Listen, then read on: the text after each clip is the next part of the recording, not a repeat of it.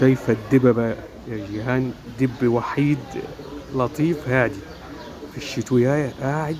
أيوة يا سادات، لذيذ وطيب وهادي.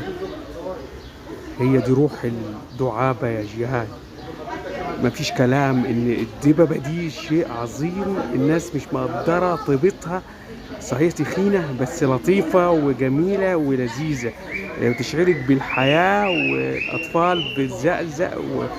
صحيح في قلة أدب من الأطفال، بس بتطلع الطاقة المكبوت. هدوءه جميل يا جيهان ولذيذ صحيح. مش قادرين نستمتع بهدوء، عيونه كلها سكون وجمال. ايوه يا سلام، جميل اهو بيلعب بقه وبيلاغي نفسه. مش ممكن ابدا يا جيهان، ده اكيد هيبقى كاتب كبير في العالم كله. بونجك السيكي بيحييك. اهلا، باي باي.